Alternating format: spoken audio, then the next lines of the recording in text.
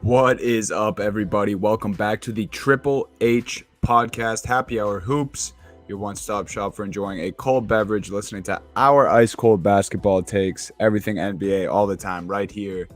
Dunny and Jake, as always. Today we have tons of off-season stuff. Right after our last podcast is kind of when everything started to hit the fan.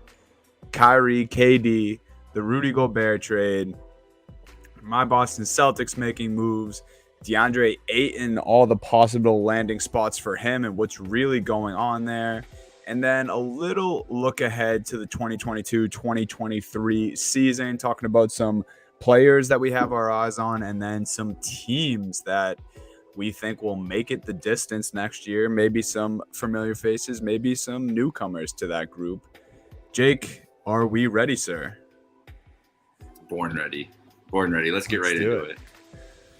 Start with this KD Kyrie drama, of course, because that is the hot topic, the hot button issue that we have here. We've had, honestly, the last several months, it seems like, between these two guys. And all year. It's been a year straight of Nets drama. Oh my God, bro. Like, literally since the end of last season.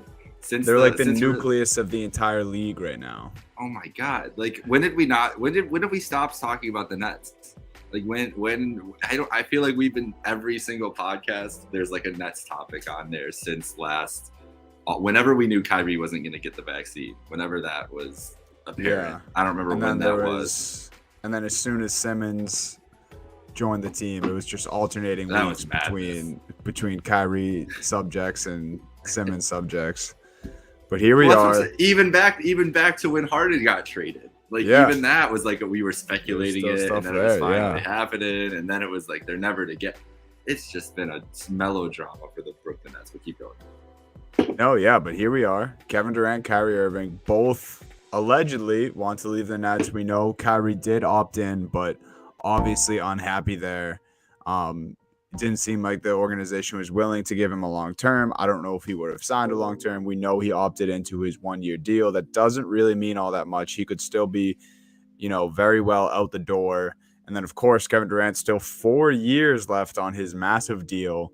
He requested a trade pretty much right after we got off our podcast last week.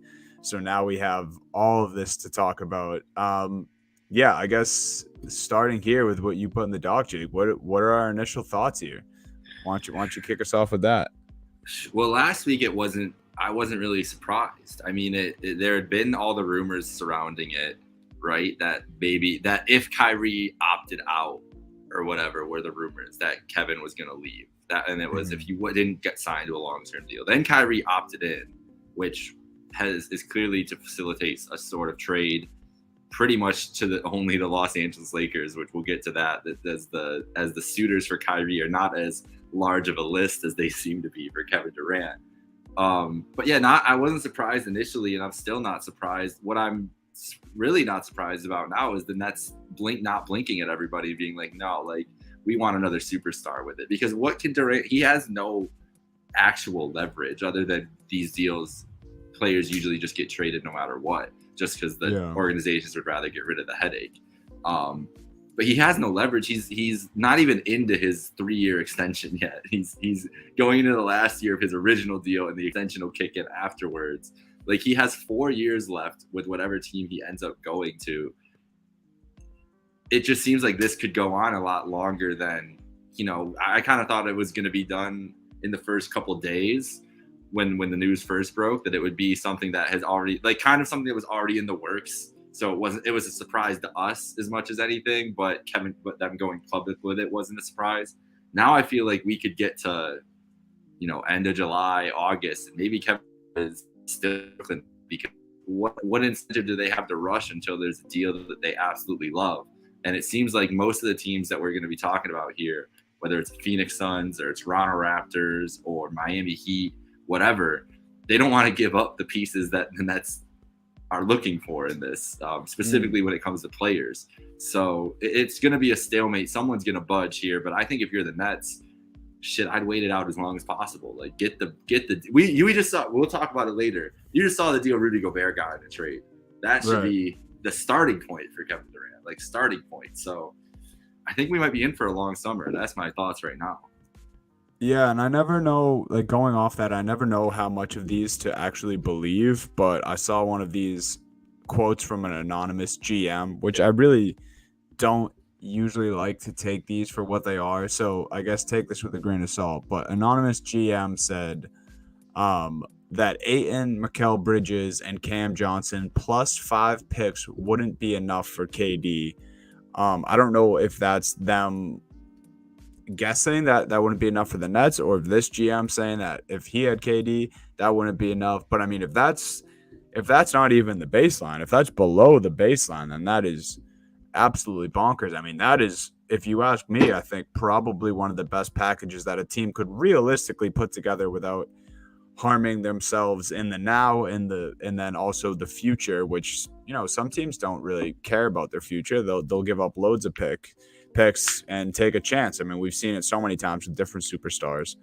But, I mean, that is an absolute haul. And to think that Brooklyn and Sean Marks maybe not be satisfied with a deal like that, then I think we will be waiting till August for this thing to get done. Or, better yet, we might even see a holdout of Kevin Durant not playing for the Brooklyn Nets, because maybe they're just like, hey, man, we're not trading you because you're under contract and we're not getting a haul in return like we thought we might. So, yeah, it's – and I feel like we've already almost exhausted ourselves on this topic, and we haven't even talked about the Kyrie Irving side of it.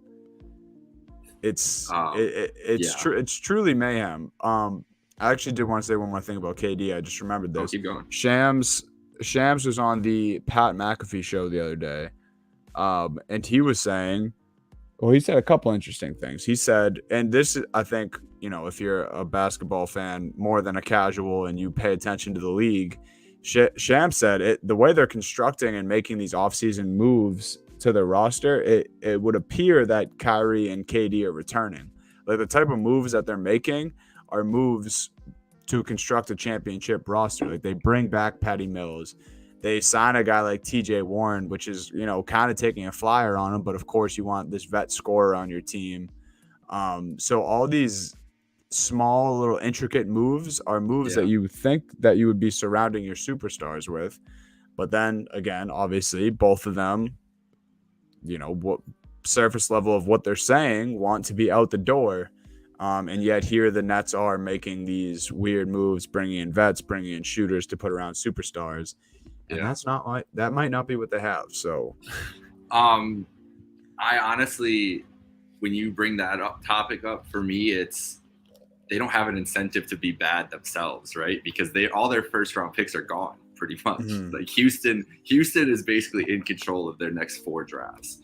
So even if you are, you get a draft haul back from whatever team for Kevin Durant, let's say, it's a 3-way trade with the Suns and Oklahoma City or the Spurs or whatever, they want, like you said, 5 draft picks. That's the starting point. It's not going to be their picks though. Like, it's going to be a good team's picks. It's going to be a team that is contending right now, because those are the teams that are realistically going to be making a move for Kevin Durant right now, unless they somehow get into some kind of 3-team trade where they can pick up a good pick from one of these lower tier teams in the league who's willing to take on, whether it's a DeAndre Ayton as a sign and trade or whoever else is getting traded. Maybe those guys go to a different location because they're taking picks. But the team has to be good. Like, not has to be good, but they if they're bad, they don't get the rewards for it. So might as well just, take flyers on an injured TJ Warren or bring back Patty Mills. Also, they're probably anticipating, if you're trading Kevin Durant, like the guys, they're asking for Devin Booker, like they're asking for Scotty Barnes, they're asking for the top of the top line here. It doesn't seem like Booker's not going anywhere. That person, that's never happening. But like even a guy like Barnes, or if you were talking like any of those young talented guys, I could see why you wouldn't want to make a deal like that for an older Kevin Durant and everything. So who knows what type of player? It still seems like the best package out there to me is Ayton and Bridges and Cam Johnson and whatever else. Is there any other teams that you've seen mentioned like that interested you more than that? Because that's like you said, that's like the baseline offer wouldn't be enough for KD, but that still feels like, I don't know what else. If teams aren't going to give up a super duper star, what else can it be than something like that? Yeah, and this is, I'll bring this next guy up in a sec, but I really think, and as crazy as this sounds, because we haven't even seen him play a game as a net yet, I think a lot of this rides on Ben Simmons too. Yeah. Because it's like, if this was just KD and no one else was on the roster aside from Kevin Durant and then a whole bunch of role players, like you have this guy who was a number 1 overall pick. He's an all defensive player. He still has a lot of career in front of him, and he's very, very talented. And Ben Simmons, he's supposed to be ready by training camp. That was the report at the end of June. So you kind of have to, as much as the Nets may not want to, I feel like they also have to base their next move with this Kevin Durant trade off of what is Ben Simmons on this team going to look like. Is franchise player Ben Simmons? Yeah. Baby. Is he going to be the centerpiece? Is he going to be that franchise guy, or do you try to bring in someone with a higher regard, a more based superstar? That Ben Simmons, and then Ben Simmons falls into this secondary or maybe even third piece. Yeah, it's super interesting. Just another team that I actually think has the leverage to do it. Maybe the draft assets, maybe the young players, and maybe they wouldn't even want to do this, but I think the Pelicans could send a pretty decent package to the Nets. Ingram, it would have to be Ingram, right? Yeah. Right. Yeah, I think for both, contract wise, and then just, kind of someone the Nets might be looking for. I mean, how many years have we heard since Ingram's entered the league that he's baby Kevin Durant? Yeah, right. Maybe obviously nowhere near the skill level, but maybe you take in a guy like BI and Jackson Hayes, or, some of these other young, talented guys that the Pelicans have. Yeah, Larry Nance just on the move one more time. Why not? And then, draft assets, because obviously that's going to be a bulk of this, regardless of what team trades for Kevin Durant. There's going to be some sort of bulk of pick swaps, futures, lottery protected, whatever. There's going to be part of this bag is going to be draft assets. And not, the Pelicans have some wiggle room there. And then where I think they can make the strongest offer is young talent. And then they also kind of have this McCollum, Zion, which I don't think it would be Zion, or Brandon Ingram. I think it would be either Ingram or McCollum, and maybe even both. I mean, maybe you do a couple futures and McCollum and Ingram. I mean, I think that would move the needle, at least for me, if I'm a GM sitting up there, far more than some of the, things that we've heard about.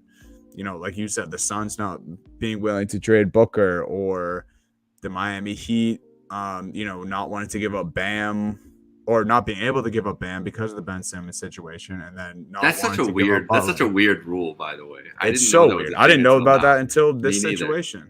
Yeah, me neither. That's a very strange rule, but. Yeah, I mean, and this is why I think a lot of it comes down to the guy Ben Simmons for that weird rule, for what is it going to look like? I mean, how many times last year during the postseason did we hear that he was close to return? And then he still had to go through all this rehab. Apparently, he's not 100% healthy yet. Like I just said a few minutes ago, by training camp is the, the timeline that they have marked on their calendar that he should be back playing basketball and ready to go. But I don't know, man. Like he should have already been back. It's still anyone's guess. Like the longer that it takes that we don't see a deal for Kevin Durant, it becomes less and less. It becomes less and less understandable. Who knows at this point? And that's a weak answer, and it's a boring answer. But we're just gonna have to keep swallowing these rumors for the next X amount of months. I mean, this could go right up until the season starts, if you ask me. I really have no idea. Do you have any closing thoughts on KD here before we move on to a little Kyrie drama, or what? I do think the Pelicans are the best offer. If it was McCollum, if Ingram is the best star, I think that feasibly is available just because of the presence of Zion. Does Durant really want to deal with a Zion situation? I don't know. But the thing is, he doesn't really have a choice. He doesn't really have a choice. He asked for this. Yeah, they could make him. I really think the funniest outcome is him ending up with the Kings somehow. It's like a De'Aaron Fox, like De'Aaron Fox, Shaedon Sharpe, Sabonis, type deal. And then it's Davion Mitchell and Kevin Durant and nothing else really. Keegan Murray, yeah. Like just some team like out of the blue like that would just be hilarious. I still feel like it's going to be the Raptors. Even without Scotty Barnes has to be involved in it, and that's the Raptors just trying to be like, apparently hey, we're not trading Scotty. Yeah, but they said today that they won't. But if Scotty Barnes, if he's really if you can keep Pascal and you can keep Van Vliet and get rid of Scotty Barnes and Anunoby and picks from whatever else, the Raptors, I just feel like you have to look at that and take you're automatically a top 3 team in the East right there. If that's your top 3, and they have great pieces still on that roster when it comes to like Gary Trent, Shea, like that who can fill in for a Barnes and a OG Anunoby and someone else, probably somebody else would have to be involved in there too.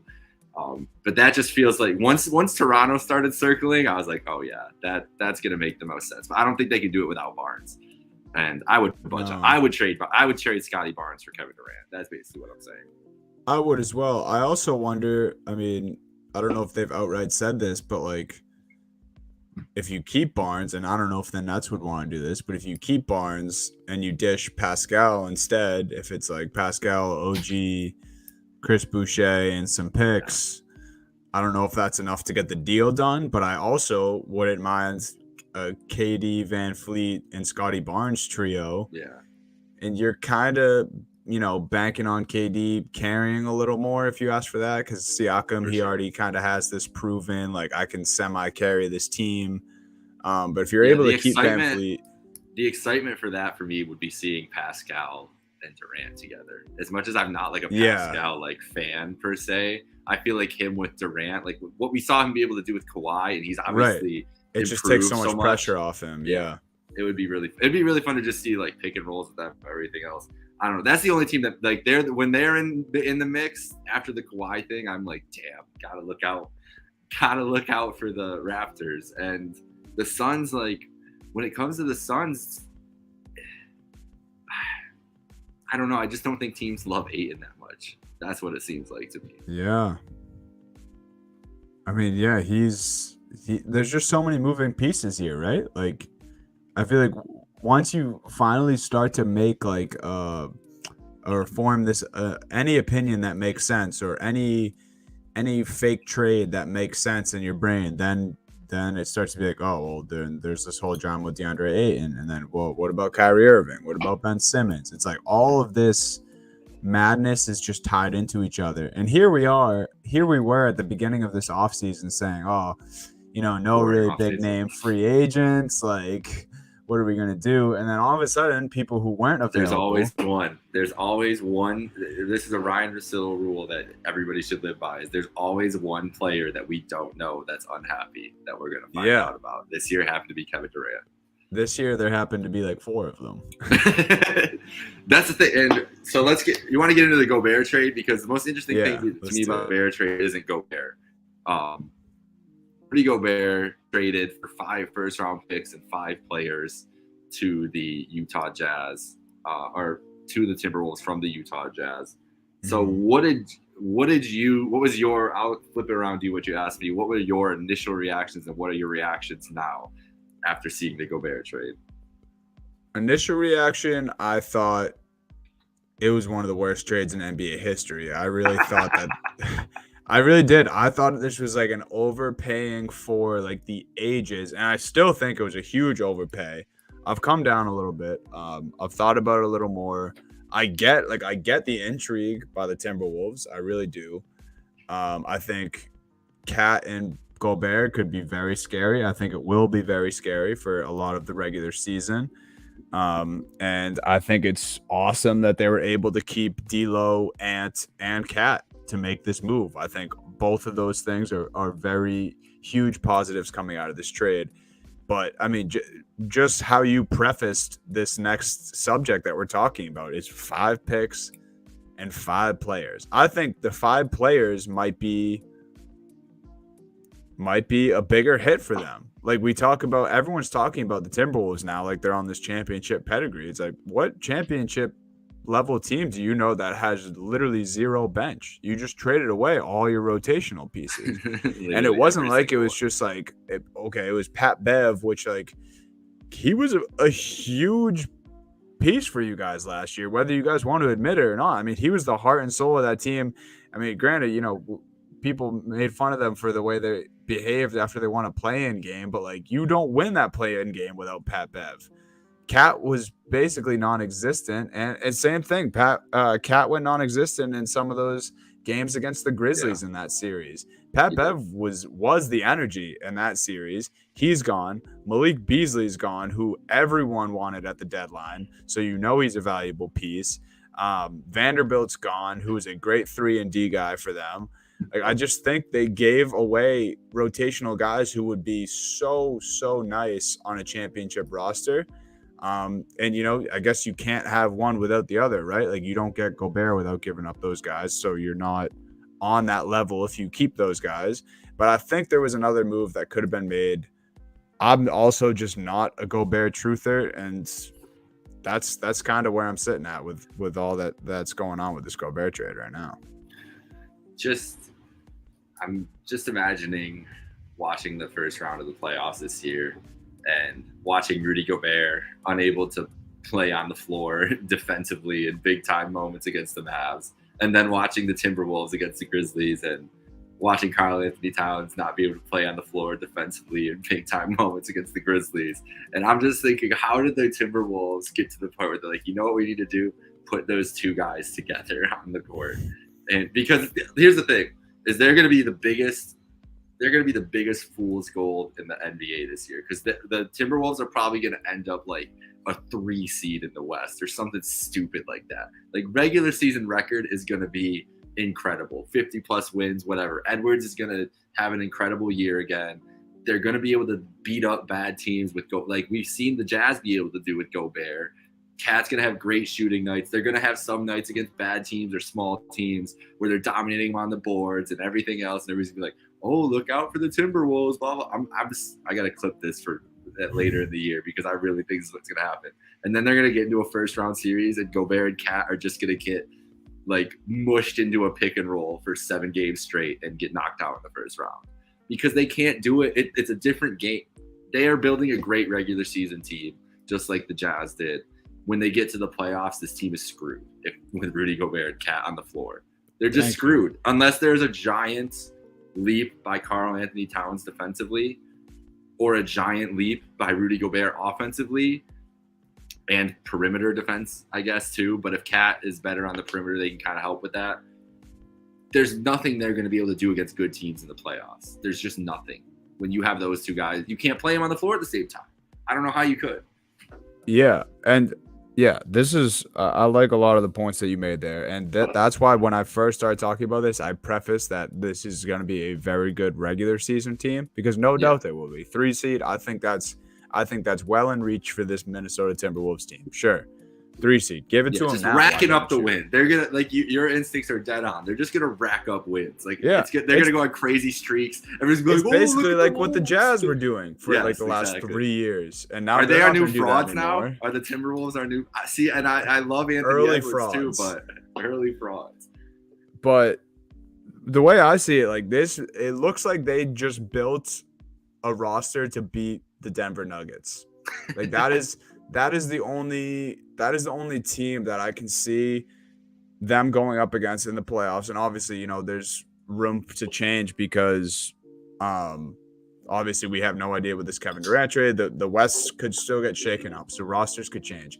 But judging, like, let's just say we have pretty much these Western teams are set in stone right now.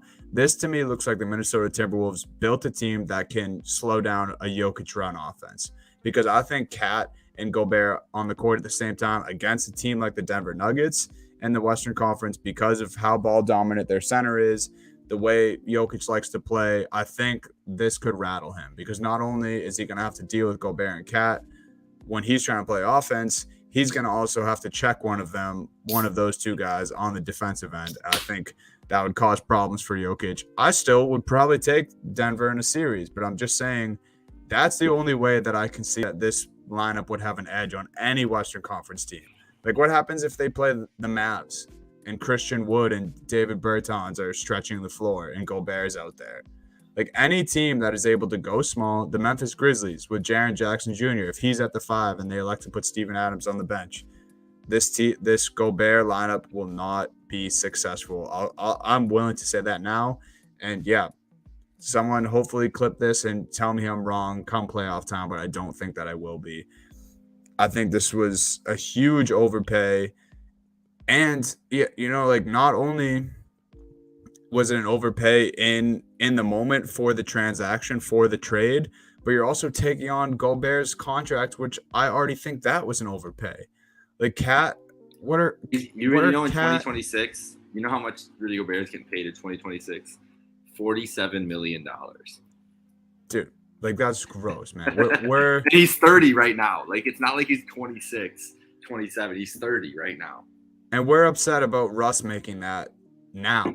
Russ has gone full seasons averaging a triple-double. He's won an MVP. Gobert is the reason his team has gotten bounced from the playoffs the last 3 years.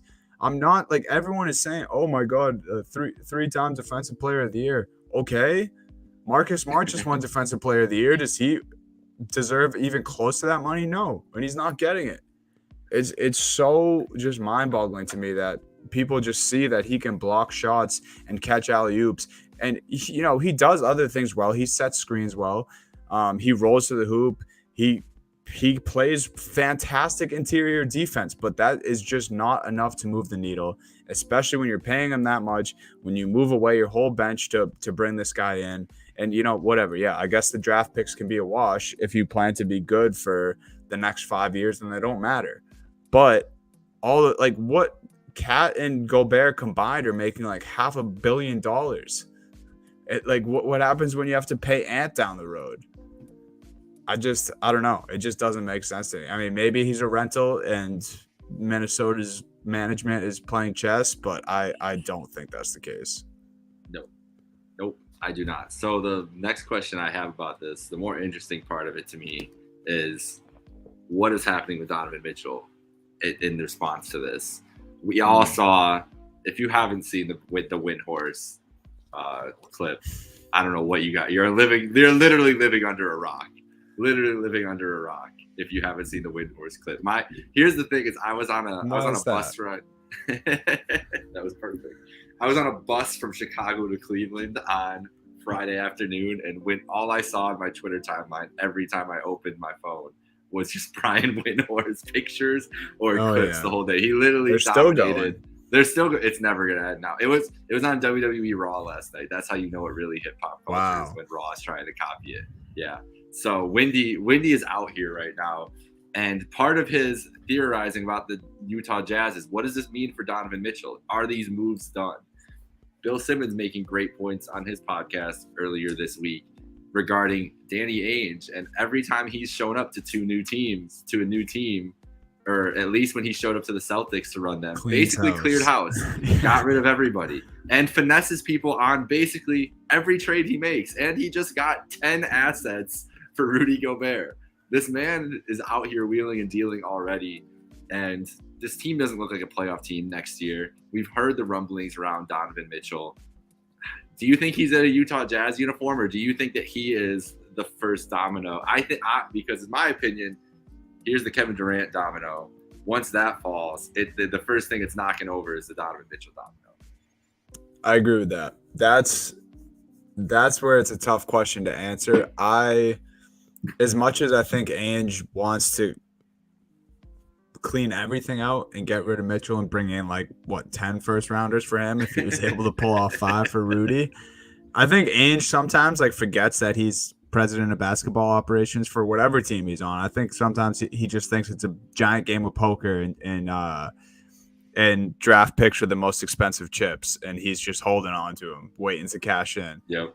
But I don't know. I mean, it's smart. I will say this: it's smart when you're in a place like Utah that notoriously does not get any free agents, to have this draft accumulation to either make trades or just hit on some guys that you're going to have under control for at least 9 years. Yeah, that's a good point. As far as Mitchell being in Utah, me personally, if I was Danny Ainge, I would try to keep him around. I think Mitchell is definitely a guy that you can build around. Just the pieces they were putting around him weren't correct. I mean, and most notably Gobert. How many times did both of these guys come out? I guess Gobert tried to defend that they were still friends or whatever. But there's just been so many reports that they didn't get along. It's been happening for years. Gobert was a cancer in the playoffs for this team. They just, quite frankly, weren't getting it done. I think they had nice pieces in Ingles and Bogdanovich, and some of the guys who came and went on this team were solid guys to put around Donovan Mitchell, but he needs another star. Right now they have the cap space and the draft assets to go after another one, but you're right. I mean, we just keep coming back to this nucleus, which is Kyrie and KD, and once one of those or both of those guys are on the move, or some decisions made, I think you're right about that's when we see the next dominoes start to fall. I think something with the Utah Jazz will be next, or Ayton somewhere, unless he's involved in KD, obviously. I think Mitchell's going to be in Utah though, and I think Danny Ainge tries to bring someone in, as difficult as that might be, but who knows, because you can't really get a read on Danny Ainge. Mitchell could be shipped out, but again, then what is that price? I feel like the people's value in this offseason and going forward is just completely and utterly fucked up. Something has happened this NBA offseason, and I don't know if it's good for the good. I don't know if it's for the bad, but it's definitely weird. I feel like there's been overpays. I feel like, we're going to get to it, but I think the Brogdon deal to the Celtics was an absolute fleecing. This offseason has just been bonkers, and we haven't even seen the biggest deal that's going to go down yet. But that was long-winded. What do you think I'm trying about Mitchell and Utah? I'm still sitting here trying to think of teams, honestly. I agree with you. It's been a really weird offseason to start so far, just with the deals that have been getting handed out. And dude, Marvin Bagley got 3 for 37. Why does who else was paying Marvin Bagley $11 million a year? Some of these, it's just, free agency is always silly season. There's always dumb teams throwing around money that they shouldn't be throwing around. Lou Dort got 87 mil. Lou Dort got 87 mil. That's a team that I'm looking at. It doesn't feel like it's contending teams as much as on the rise teams would be looking at Donovan Mitchell. I honestly think the Thunder are a team to watch for him, with all their picks and assets. Put him along SGA, and you've got and Chet, and you've got a team that you can build around for the next 6 years, 7 years. That's a great nucleus to have. Maybe even the Magic then too, with a Cole Anthony. I wouldn't want to trade Suggs. but maybe it's worth it for Donovan Mitchell. I think the Bulls are a team to watch for both. Honestly, I meant to mention them with Durant as well, but as a Mitchell kind of deal too. They got a lot of guards they could get rid of. The problem would be they wouldn't have like a real point guard in that situation, but if you could find a way to add Donovan Mitchell and have him on the floor with Zach LaVine, like I think that's the way you could fill the ball up there. But the team that I'm trying to avoid talking about, the obvious contender, is the New York Knicks. Like an RJ Barrett and all their whatever picks they have and the young guys, Obi Toppin, the young guys they've accumulated. It seems like that has been everybody's favorite spot for Mitchell. And it kind of just makes sense. And honestly, I think any team, if the Knicks trade RJ Barrett, I think it's going to be a huge mistake. I really think RJ is shaping up to be an incredible NBA player. He's gotten better every year. He's like the forgotten one behind Zion and Ja because there's been so much drama surrounding them. And then Randall kind of got all the attention last year. And then Bing Bong Dude got all the attention this year. So everybody's just kind of been sleeping on RJ Barrett. That would be a tough trade for me, but that feels like the inevitable place for me is the Knicks, which I don't like, but. Yeah, and it's just, just a quick note on RJ here too. I think he almost is like unfairly getting overlooked too, just because maybe it's because of the struggles of the Knicks.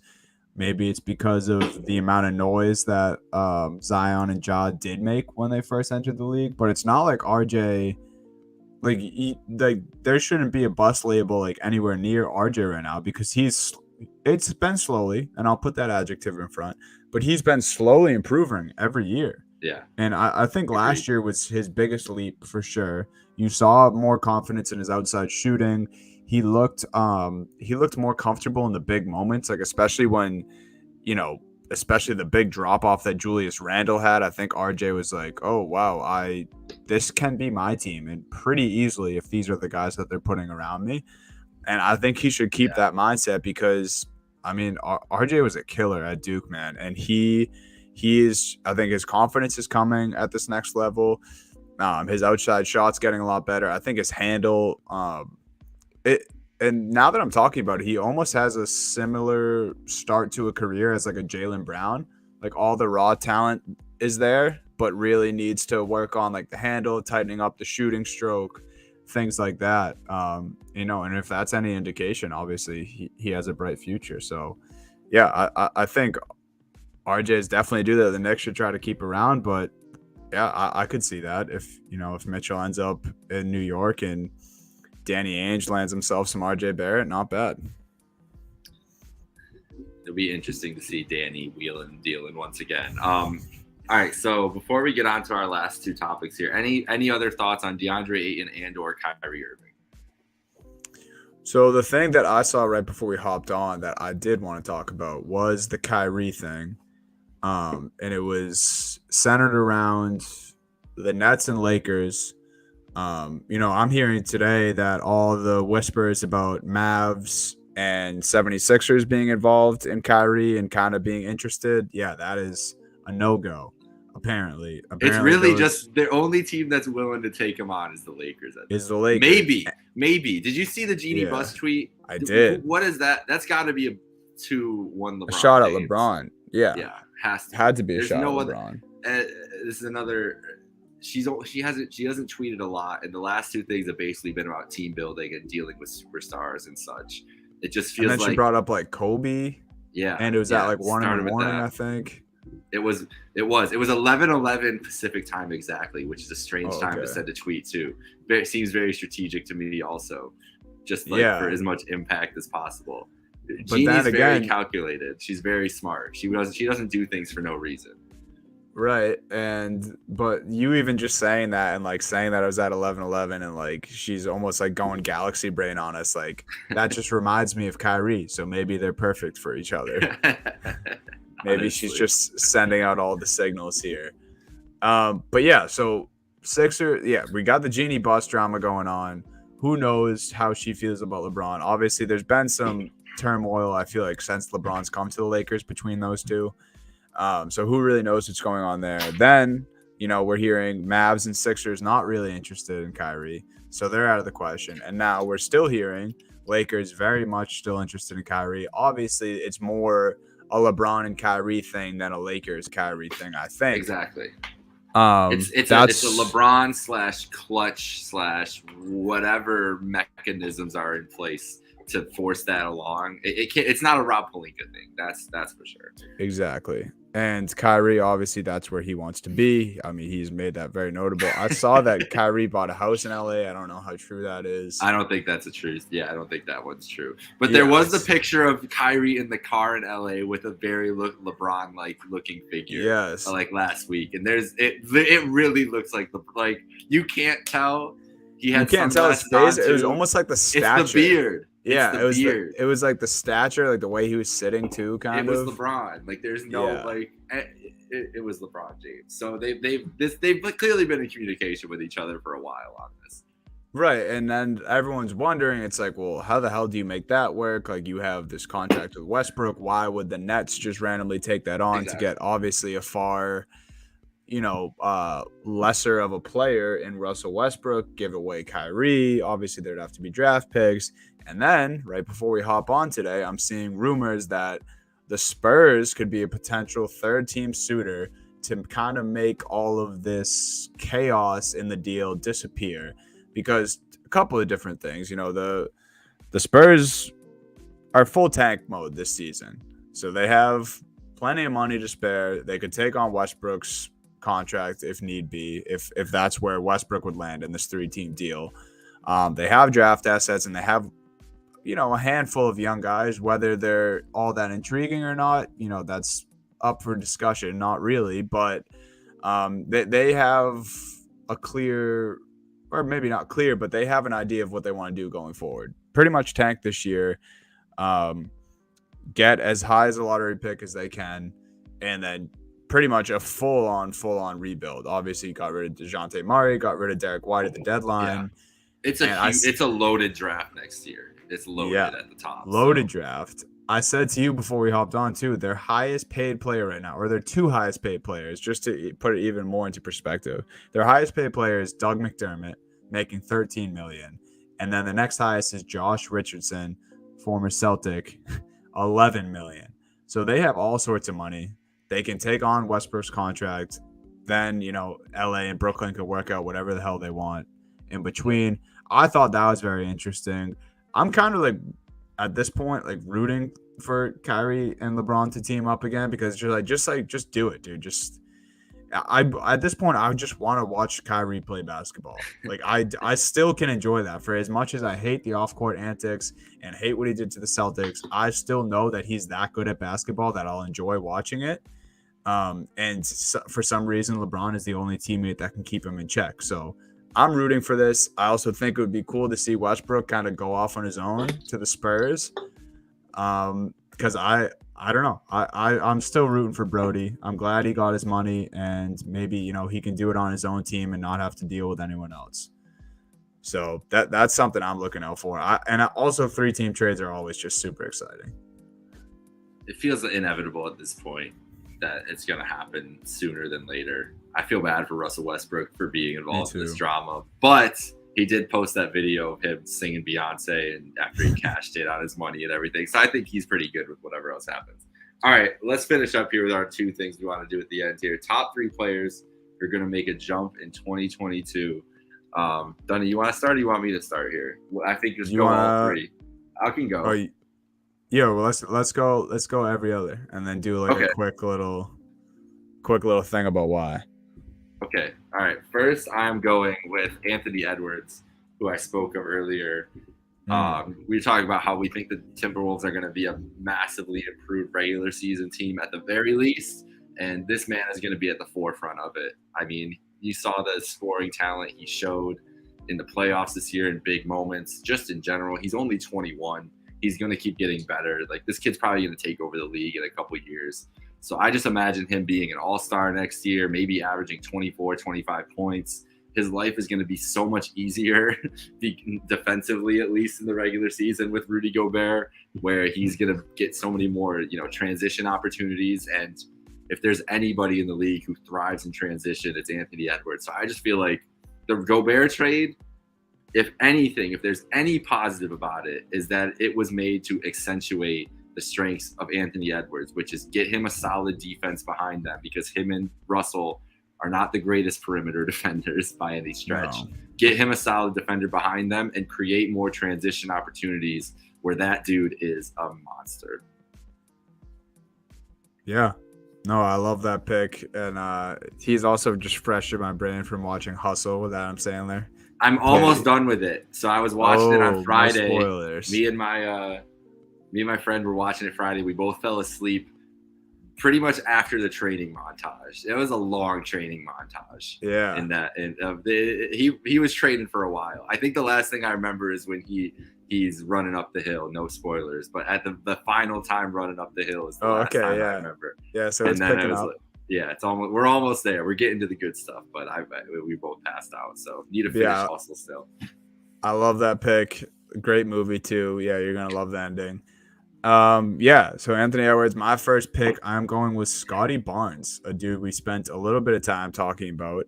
The things that have been coming out about him recently only help strengthen my argument, because if Toronto's actually not willing to give up Scotty Barnes for KD, that is just a testament to how good this young player is. I called at the beginning of last season that he was going to be Rookie of the Year. I've been high on him since his college days. And I just think he's the real deal. Not to hate on your guy, and this isn't hate, but not to hate on OG Anunoby at all, but I think Scotty Barnes is what they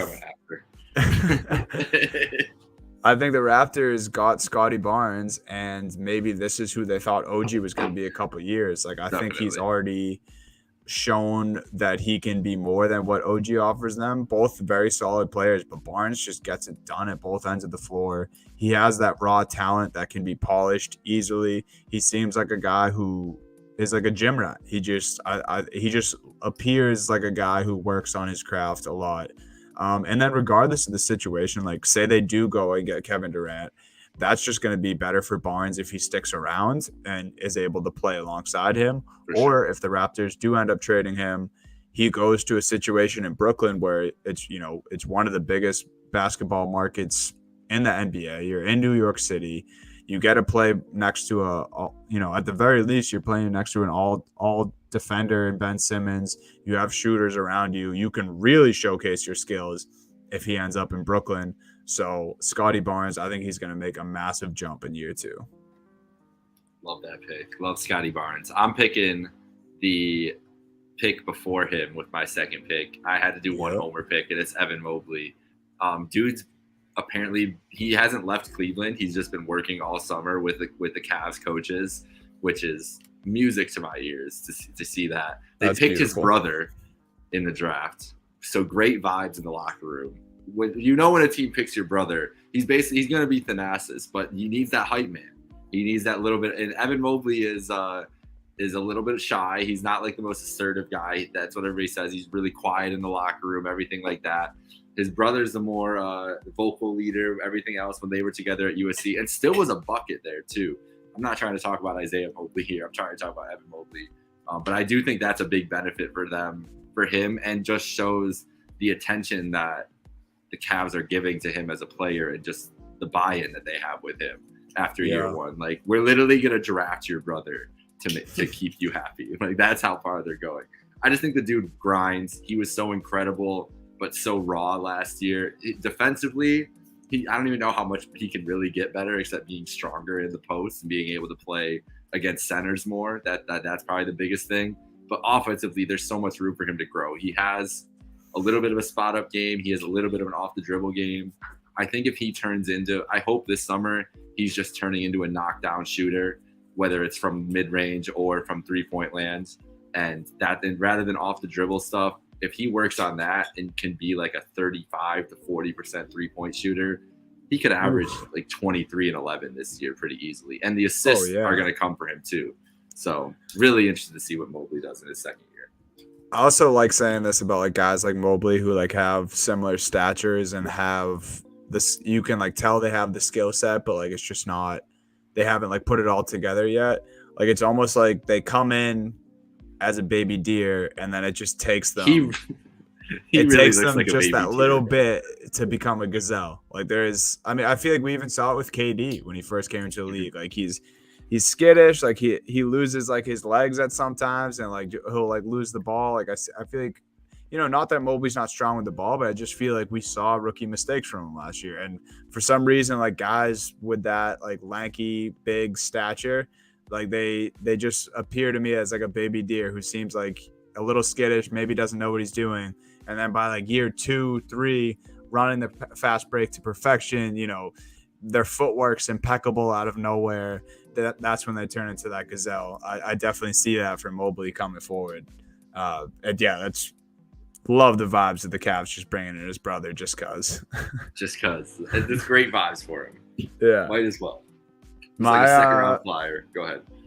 Yeah, my second round pick here for guys making a big jump in the 2022-23 season, DeAndre Hunter of the Atlanta Hawks. I think that he is going to have a massive jump this year.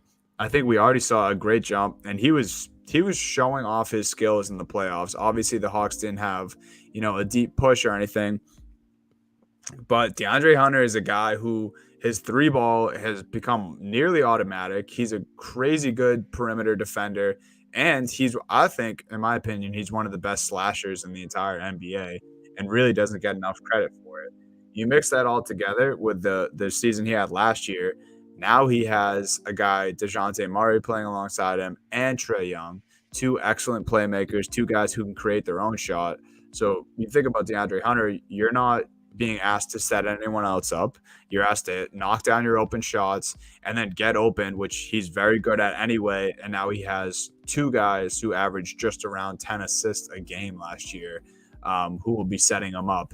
So I think way less pressure on DeAndre Hunter this year and way more opportunity. I think DeAndre Hunter is going to take another big jump. The Hawks, if he can start clicking, really, the Hawks are a terrifying team. Like, the potential is all there for DeAndre Hunter. I've loved him coming out. Thought he was a great great pick. He was right behind Luka, right? That's the same draft. Mm-hmm. That's what I'm thinking. I'm pretty sure. Or no. I don't know. My DeAndre Hunter was 2019 fourth pick overall. So the year after. That's right. Yeah. Just right behind. I don't know. I can't think of years. Once the draft years start coming into play, I'm just like, I'm not good with the draft classes. DeAndre Hunter, since he came in, I've thought very highly of. He fits perfectly with what they're doing right now, especially with that starting lineup is one of the best starting lineups in the NBA when it comes to Trae, Murray, Hunter, Collins, and Capella. Like there's no holes on that. They're all playing to their ability. So I'm really excited to see what he does with his role in there. Just for reference here, I just looked it up. Zion went first, Ja 2, okay. RJ 3, DeAndre 4 to the Lakers, and then your Cavs took Garland at 5 right after. Beautiful, love that. I was very much hoping for Garland at 5 there in that moment. To be honest, I don't know what if the Cavs picked DeAndre Hunter. If it would have switched around like that, I would have been a mess. Who knows where they'd be? I was really hoping for RJ Barrett, to be honest. I was really hoping that teams would just turn on him and we could just get RJ. My third pick is Jalen Suggs. And yes, I love this pick. Another grinder that we know is just going to go out there and put the work in the summer. And I think we know how much chemistry he had with Franz Wagner last year. Passing, pick and roll, everything else. Adding Paolo Banchero, who is the most ready-made scorer of this draft, to just everything that they're doing offensively in Orlando. Like Suggs to Banchero just feels like a combination we're going to see for a long time. I have high expectations for both of those guys in their NBA careers, partly because of their basketball, their college pedigree, but just because of their skill set when they came into the league and their willingness to put the work in. I'm really high. I was really high on the potential of Suggs coming out of the draft when he got drafted. Was really high on Paolo this year coming out. And I just think those two together are kind of a match made in heaven when it comes to like a modern pick and roll and a modern big and a modern guard. So I think that addition of Banchero plus just another year of Suggs getting reps under his belt and the game slowing down for him and everything, and improving his shooting a little bit, hopefully, the sky's the limit really for those two. Yeah, I like the Suggs pick too because, even where I think he's going to have a lot of opportunity this year, I think, and just, knowing what I know about Suggs and how competitive of a guy he is and what we saw from him at Gonzaga, I think he knows that he had somewhat of a disappointing rookie year, and he's probably himself looking for a major bounce back. So I think that's awesome in that case where like Orlando's a perfect place where, like you mentioned, they have just a bunch of young talent. Like, why not do it together? A bunch of opportunity for all of these guys.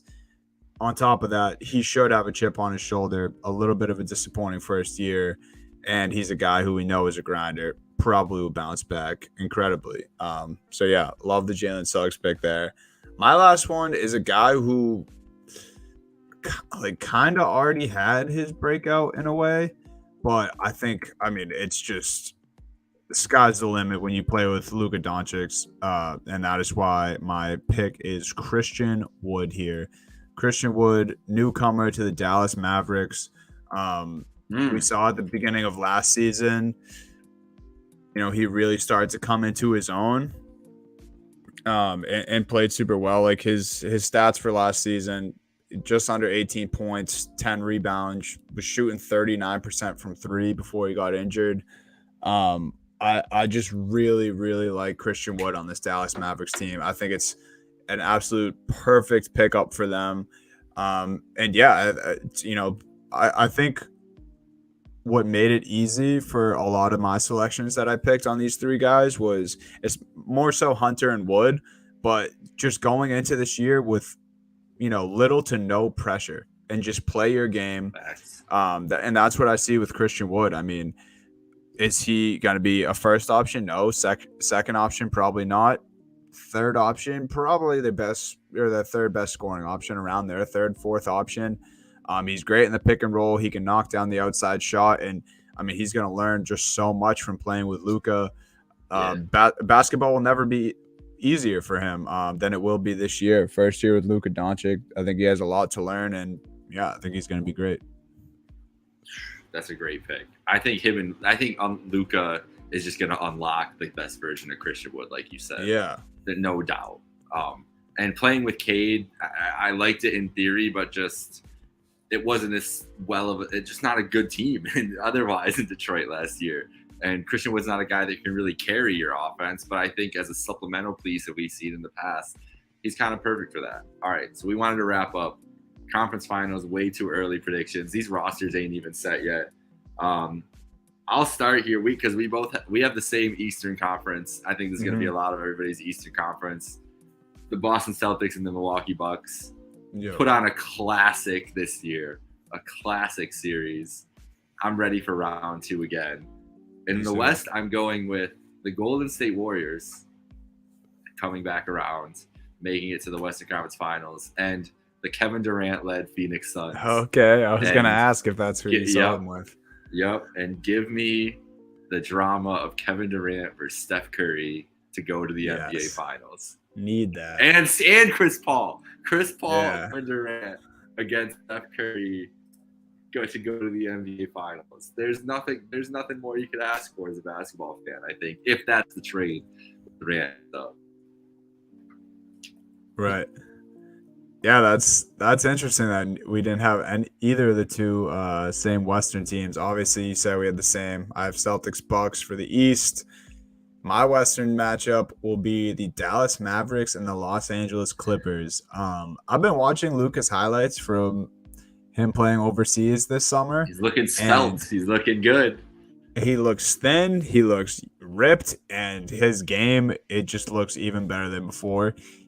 I've seen, I thought it was a fluke, but now I've seen a few different highlights, different games of him throwing up this crazy hook shot that apparently he just has in his bag now. And that is legitimately scary for the league if that's a consistent thing in his bag. I think I'm putting a future on Luka to win the MVP next year.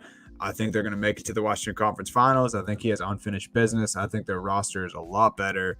And then the Los Angeles Clippers. I mean, they stay healthy. I say this, being excited about the Celtics roster that Brad Stevens has been able to construct this offseason, and I still don't think they're the best team. I think the Clippers have the best squad in the NBA right now, and I really don't think it's particularly close. Obviously, Durant could change my opinion on that depending on where he lands. But yeah, I think Clippers, Mavs, and it'll be exciting. It is tough not to put the Warriors there. Maybe I'm being a little petty and just don't want to see them there. But I truly believe Mavs and Clippers will be, at least throughout the regular season, fighting atop the Western Conference. I have no disagreements with that at all. It was very close picking Warriors Clippers. Very, very close. I'm with you on the Clippers, especially if Kawhi is healthy and back and ready to go. Dude's a top 5, top 3 player in the league when healthy. Yeah. Like, people forget because he's been gone for so long at this point. Bro. Like, it's crazy. Sixers fans don't, but Sixers fans will never. I'll never. Where were you when that happened? Do you remember exactly where you were? Because I remember the exact spot that I was sitting in. Yeah, I was actually out. I think I was out at a bar with my friends, and I wasn't really paying attention to I was paying attention to the game, but like didn't know it was that close down the stretch. And then I just turned and looked at the TV and like saw that final shot. I was like, oh my God. We were at our junior year house, which you were at that house as well. I remember I was sitting in the chair, and I just remember like I haven't jumped that excitedly for like many sports moments. I didn't even care, but you just saw it, the play unfolding, the ball bouncing, obviously insane. Yeah, poor Sixers fans. Sorry, we had to relive. Yeah, there will never be a buzzer beater like that. Never a better buzzer beater in life. Like, there's just no way. It was magical. That shit was literal. It was literal magic you were watching. Like, that ball was willed. There was no reason. I've seen basketball. You've seen weird bounces on the rim from a basketball. I've never seen one that went. Yeah, I've never even seen a basketball go in like that, let alone out of buzzer beater, dude. Never, like, the bounce. It was just the strangest thing. But anyways, the main point here was do not sleep on the Clippers or Kawhi if he's back. Correct. Because that man is just he really hasn't had an impact in the playoffs in 2 years now. Obviously got hurt a couple years ago, and they still made the conference finals. Yeah, he is due. He's due. And they would cause a lot of problems for people. Neither of us picked the Lakers. Come on. I thought about it. I really Kyrie did. better get there first before I really did. Really did. I would love just give me a Warriors Lakers or a Clippers Lakers in the playoffs at some point next year. That's really all I ask. What if our Final Four is like if the Final Four is a mix of a Kevin Durant led Suns, Warriors, Clippers, and Lakers? Like, the TV ratings will be fucking through the roof. Yeah. Adam Silver is going to be sitting on a stack of money. He's going to be gaming that shit up. Yeah. All right. We got an hour here. We did pretty well here today. So we'll be back next week. Follow us at Happy Hour Hoops. Subscribe to Happy Hour Hoops wherever you get your podcast. For Donovan Holden, this is Jake Micah. Enjoy your night. And since we put this podcast out tonight, I bet Kevin Durant gets traded tomorrow. So I hope you guys enjoy that. Yeah, seriously.